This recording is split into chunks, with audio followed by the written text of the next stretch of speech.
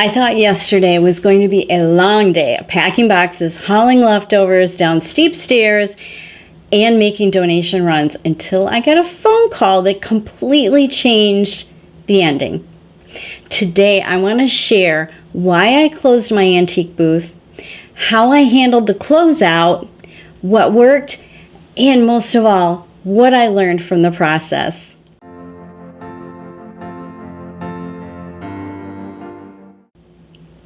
Hi, I'm Carol, and if you're new here, I sell vintage on Etsy, and I share what I'm learning along the way about sourcing, styling, listing, and building a vintage business that fits real life. One of the biggest parts of that business for me has always been sourcing. I love shopping antique malls. I prefer them over thrift stores, estate sales, or just about any other way to find inventory for my Etsy shop. And my hands down favorite antique store is only about 10 miles from my Michigan home. So when I first opened a booth there, it felt like a really natural next step in my business. I already loved the store, I loved the owners, and I already loved actually shopping there. And I thought having my own little space inside it might be a good way to sell locally, move some larger pieces, and be a part of a place I truly enjoyed. But over time, I realized something important. Just because something makes sense on paper doesn't mean it's the best fit for the season that you're in. And by the way, yes, today's video is my first from Michigan since last September. You won't see any more Florida sunshine behind me until fall. My setup here is in my basement. All my bins are on the outside, though I'm sure from time to time I'll venture upstairs when I'm taping certain episodes. Now, when I was new to Etsy, I thought right away about expanding to a booth as well. I realized pretty quickly that I was sourcing items in the beginning that were too big or too fragile to be practically sold on Etsy and shipped. And I had accumulated a lot of stuff that was not selling on Etsy because I was so new and inexperienced, and I just bought everything I found that I thought was a good deal.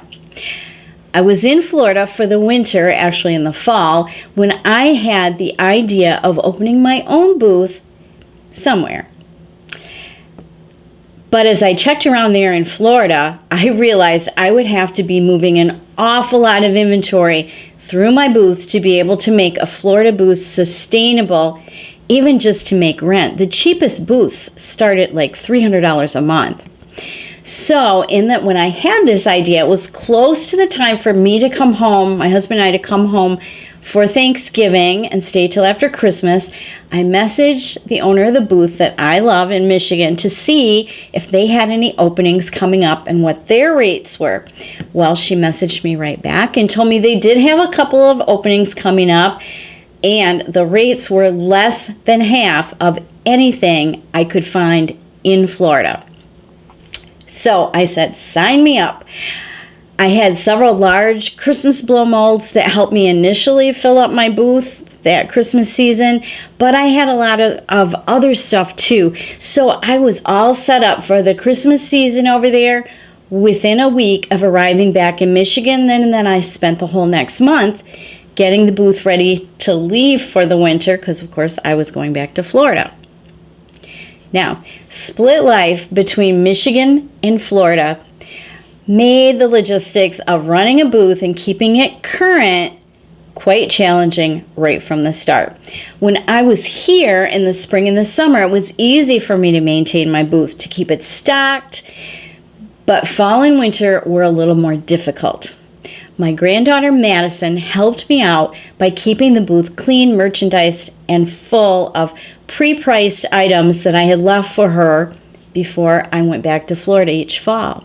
And she has been so much help in keeping my booth from looking like it's been abandoned for months on end.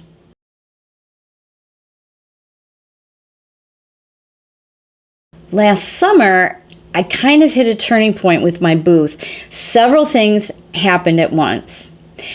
I was no longer sourcing big fragile items for Etsy. I'd learned my lesson, so I didn't have that many of those types of items to get rid of in my booth. Also, I was getting better at sourcing items in general that were actually going to sell for me on Etsy. So I didn't keep accumulating a whole bunch of items that didn't sell on Etsy that I needed to get rid of in my booth.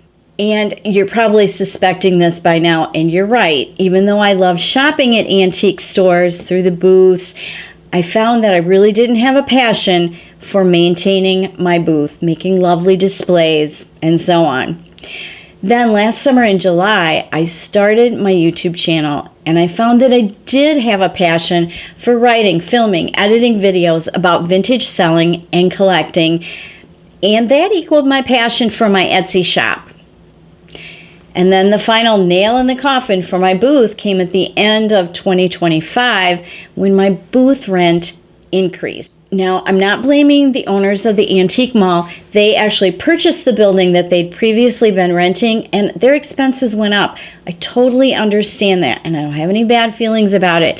But that was really the reality that I needed to finally commit to closing my booth.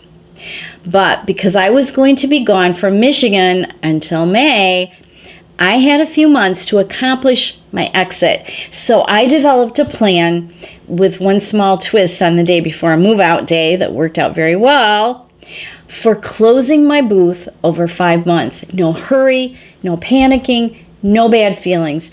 And I need to say this here, except for that very first month I was in my booth, I always made my rent and a little extra.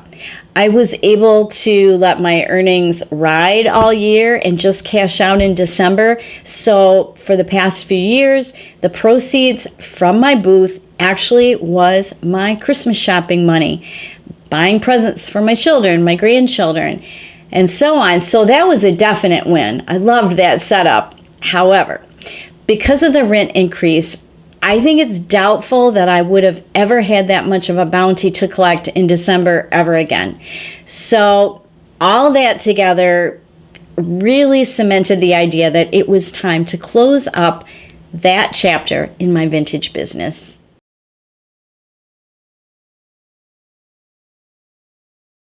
Now, one thing I knew from the start was that I wanted to carry as little as possible back down those steep steps from the second floor in the very old building where the antique mall is located.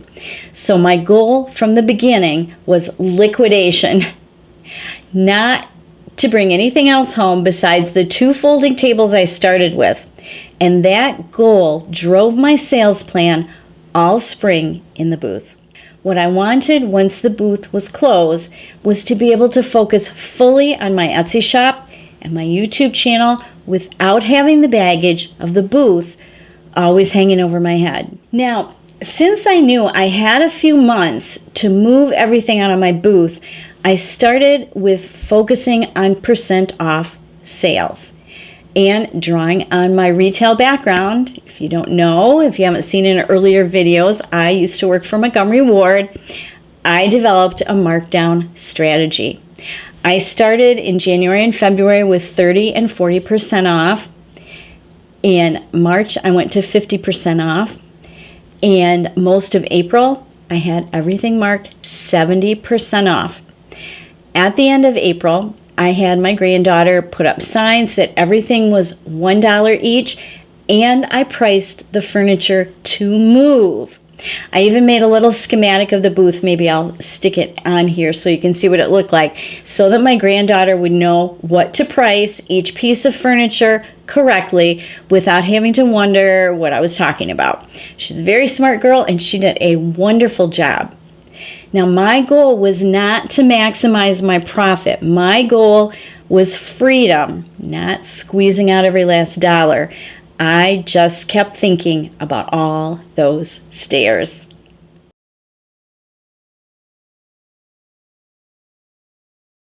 Now, January and February, like I mentioned, were 30 and 40% off months.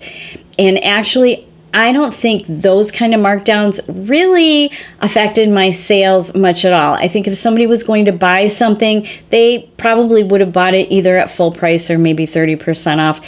I don't think that really affected much. But when the percentage off got to 50% off, things really started moving. And at this point, the higher priced items started to sell, and that freed up space in the booth so that my granddaughter could bring everything else that I had priced at my home over to the booth and pull all the Christmas merchandise out that we had stuck back under the tables for next year.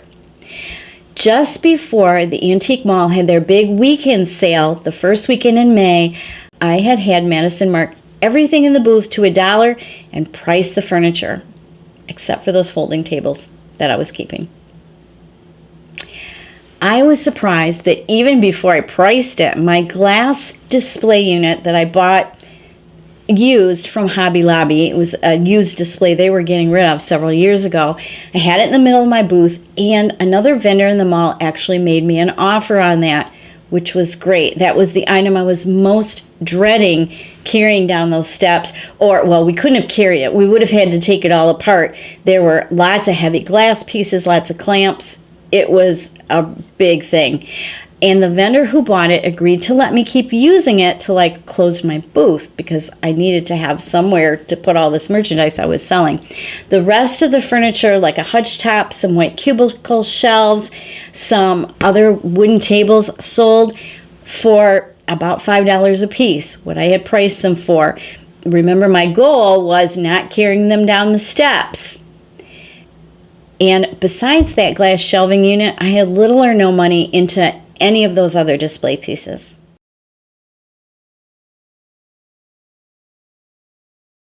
Now, one thing that I think really helped through the process was me being physically separated from it, because I feel like I had been closer, maybe I would have prevented things from going so well.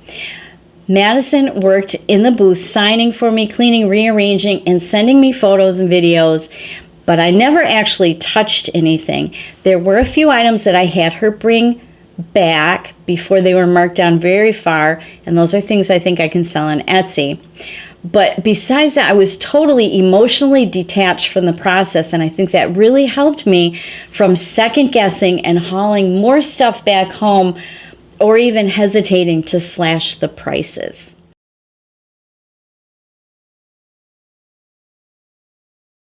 The day before I was to move out, I already had saved up boxes. I planned a donation trip. I planned on having to pack up all those leftovers. I planned on having to go back and take some of that furniture that hadn't sold out, but I was really dreading those stairs.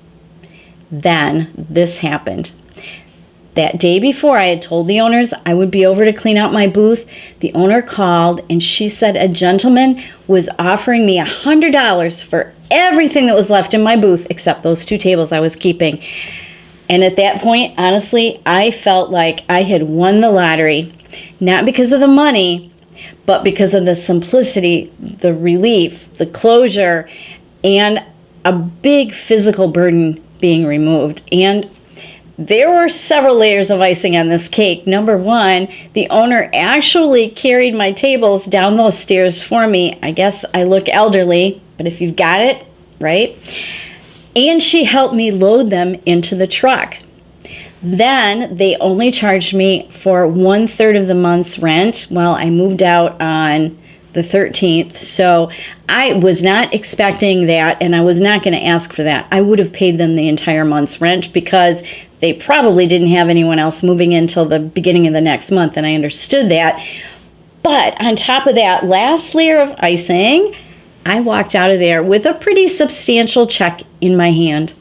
Winner, winner, winner.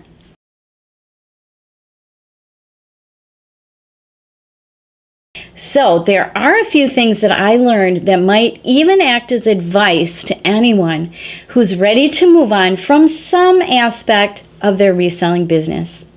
Number one, it's okay for seasons to end.